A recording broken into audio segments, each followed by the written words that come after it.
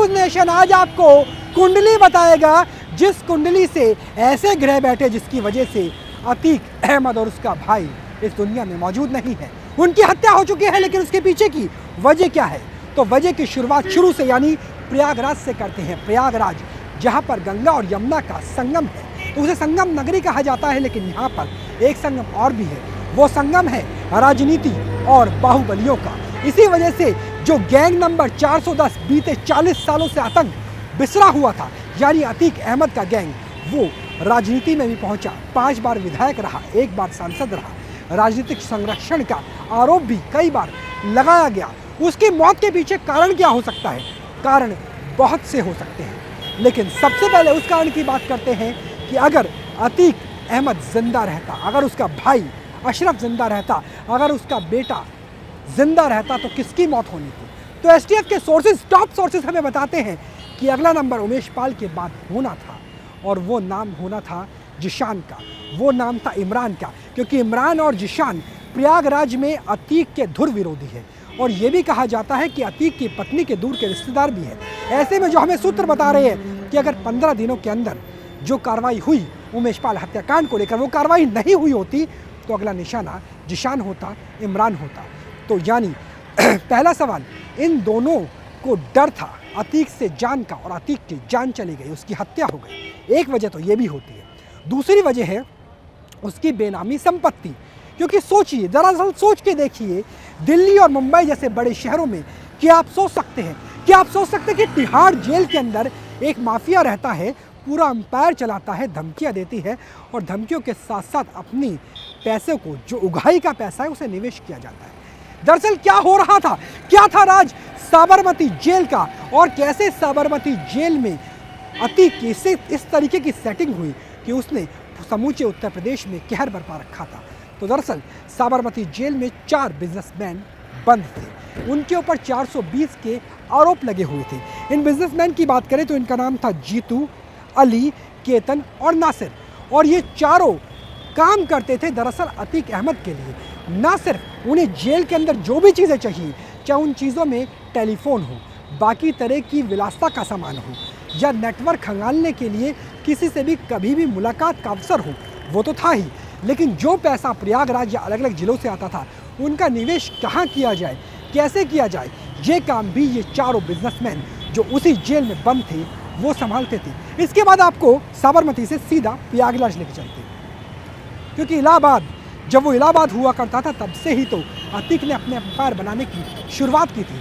तो इलाहाबाद में भी कई ऐसे लोग थे जो अतीक के खिलाफ खड़े हुए थे, बेनामी संपत्तियां थी।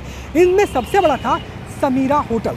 समीरा होटल में भी बात करें तो यहाँ पर अली बिन इस्लाम, वो व्यक्ति जिसके पास अतीक की बहुत सारी ऐसी संपत्तियां हैं जिन संपत्ति का मालिक कोई नहीं है, यानी वो बेनामी है।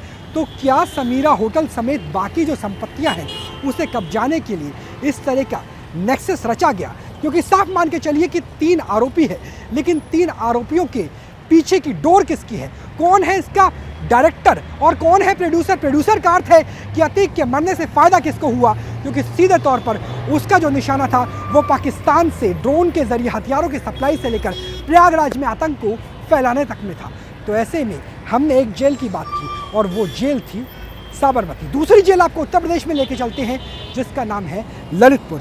ललितपुर में दरअसल कई ऐसे लोग थे, जिसमें मयंक, मोहित और जिया का नाम आ रहा है। मयंक जायसवाल, मोहित जायसवाल, ये वो लोग थे जिनके सीधे संपर्क थे अतीक के भाई अशरफ के साथ, और ये लोग मिलकर के नेक्सस चलाते थे, ये लोग मिलकर के उगाही करते थे, और इन्वेस्टमेंट किया जाता था।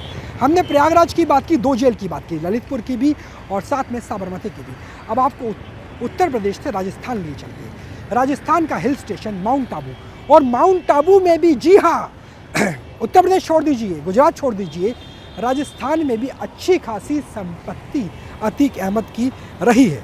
अगर माउंट आबू की बात की जाए तो माउंट आबू में बॉबी जायसवाल एक व्यक्ति थे जो पूरा का पूरा अंपायर अतीक के बिहाफ पर चलाया जाता था, और उसी तरीके से अतीक काम करता था।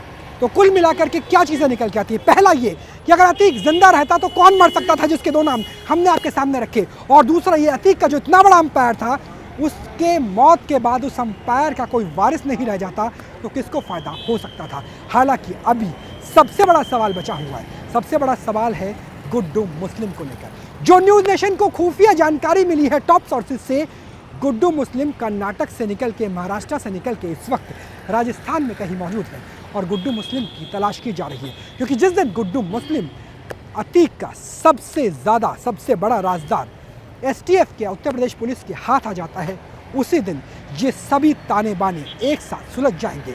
पता चल जाएगा तीनों हत्यारों के द्वारा जो साजिश रची गई, जो पटखना रची गई, उसके पीछे का डायरेक्टर कौन है और डायरेक्टर का यानी है उन्हें तीनों कातिलों को एक साथ कौन लेकर आया, किसने हथियार दिलवाए, वो भी हथियार जो 6 लाख की एक रिवॉल्वर, वो भी टर्की से पाकिस्तान के जरिए। और दूसरा, इसके प्रोड्यूसर कौन है, कौन सफ़ेद पोश हो सकते हैं जिन्हें अतीक के जिंदा रहने से खौफ लगता था, यानी गैंगस्टर का जिंदा रहना उनके लिए गवारा नहीं था। कई तार अभी सुलझने बाकी है। जर्नलिस्ट संदीप लोहिया के साथ राहुल डबास को दीजिए इजाज़त और अपने प्रदेश और देश के साथ साथ विदेश की खबरों के लिए बने रहिए न्यूज़ नेशन के साथ। नमस्कार।